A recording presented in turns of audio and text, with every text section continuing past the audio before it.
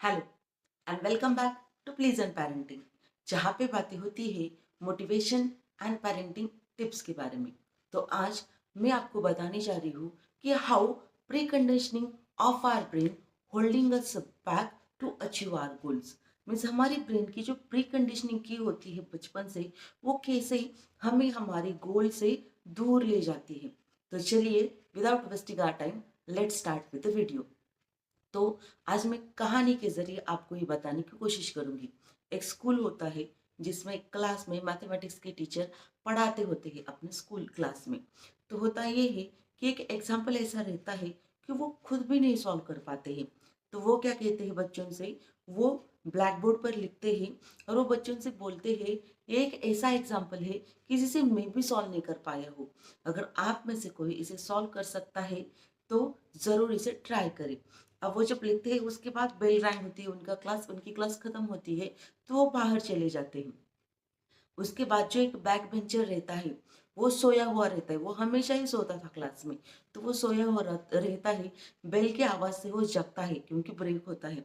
वो देखता है कि ब्लैक बोर्ड पर कुछ लिखा है, इसलिए वो जाता है और उसे नोट डाउन कर लेता है कि ये होमवर्क है और अगर मैंने ये किया नहीं तो नेक्स्ट डे मुझे पनिशमेंट मिलेगी। इसलिए वो बच्चा उस होमवर्क को करने के लिए बैठता है और वो एग्जाम्पल सॉल्व भी करता है। जब अगले दिन सब लोग स्कूल में जाते हैं तो उनके टीचर पूछते हैं कि क्या कल का एग्जाम्पल किसी ने सॉल्व किया। तो उस बैक बेंचर ने हाथ ऊपर उठाया और उस टीचर को वो एग्जाम्पल दिखाया। जब सर ने वो एग्जाम्पल देखा तो वो लिटरली शॉक रह गए कि कैसे इसने सॉल्व कर दिया, इसको तो कुछ भी नहीं पता था। और सब लोग भी बहुत शॉक रह गए, अब ये कैसे हुआ। क्योंकि वो जो दूसरे बच्चे थे उनकी उस टीचर ने ऑलरेडी कंडीशनिंग कर दी थी कि ये बहुत एग्जाम्पल बहुत डिफिकल्ट है, ये मुझे नहीं आया। तो उनको ये लगा कि अगर ये टीचर ही नहीं कर पाए तो हमें कहाँ से आएगा। इसलिए शायद से उन्होंने सॉल्व करने की कोशिश भी नहीं की। मगर वो बैक बेंचर था, उसने पनिशमेंट के डर से उसे सॉल्व किया।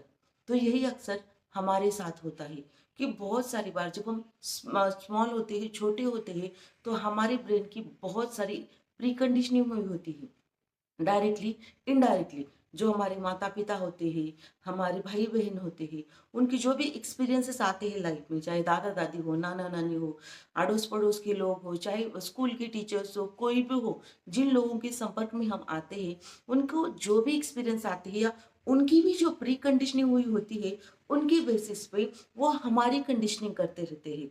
हम जब उनको सुनते हैं तो हम अपने बिलीफ बना लेते हैं कि हाँ ये ऐसा होता है, ये वैसा होता है। और होता क्या है, जब हम ग्रो करना चाहते हैं लाइफ में, कुछ सक्सेस को पाना चाहते हैं, ये जो प्री कंडीशनिंग होती है ये हमेशा टांग अड़ाती है और आपकी सक्सेस में अड़ंगे पैदा करने की कोशिश करती है कि नहीं, इसको करने के लिए ऐसा ही करना पड़ता है। फॉर एग्जाम्पल, कुछ प्री कंडीशनिंग की मैं आपको एग्जाम्पल देने की कोशिश करती हूँ। होना है अपनी जिंदगी में तो हमें बहुत स्ट्रगल करना पड़ेगा, लेकिन ये भी सरासर गलत है। मैंने अब अपने पहले भी वीडियोस में बताया है कि जैसे आप थिंकिंग रखोगे वैसा आपके साथ होता जाएगा। अगर आप यूनिवर्स में ऐसा सिग्नल दोगे कि बड़ा होने के लिए बहुत सारी मेहनत करनी पड़ती है, पैसे कमाने के लिए बहुत हार्डवर्क करना पड़ता है, तो यूनिवर्स आपको और सारे स्ट्रगल देगा, और सारी ऐसी चीजें देगा कि आपको सच में ऐसा लगेगा अगर लाइफ में कुछ करना ही ना तो बहुत मेहनत करनी पड़ेगी। लेकिन आप अपने ब्रेन को ये सिग्नल दोगे कि नहीं, मुझे तो सक्सेस बहुत आसानी से मिलती है, मुझे तो सब कुछ अपनी जिंदगी में बहुत आसानी से मिलता है, तो यूनिवर्स आपको इतनी सारी चीजें ऐसे देगा प्रूव करने के लिए कि सच में तुम्हें सारी चीजें बहुत आसानी से मिलेगी। हमें खुद के बारे में हमेशा अच्छा बोलनी चाहिए कि जैसे कि मैं अबंडेंट हूँ, मेरे पास बहुत सारा पैसा है। ना भी हो फिर भी आपको बोलना है, लेकिन हमें ऐसे सिखाया ही नहीं गया, हमें ऑलवेज उसके अपोजिट सिखाया गया है कि ये कभी भी किसी को बताओ मत, अगर आपके पास पैसा है तो कभी भी किसी को मत बताओ। क्योंकि उन्हें हमेशा डर लगा रहता था कि अगर आपके पास पैसे हो तो कोई आके लेके चला जाएगा। हाँ, किसी को बताओ मत, लेकिन अपने दिमाग में ही आपको खुद को ये बोलते रहना है कि आई एम अबंडेंट, मैं अबंडेंट हूँ, ताकि यूनिवर्स के पास आप वैसा सिग्नल दो और यूनिवर्स आपको और सारे चांसेस दे अबंडेंट फील करने के लिए कि यस, सच में आप बहुत रिच हो, आप बहुत, आपके पास बहुत सारा पैसा है।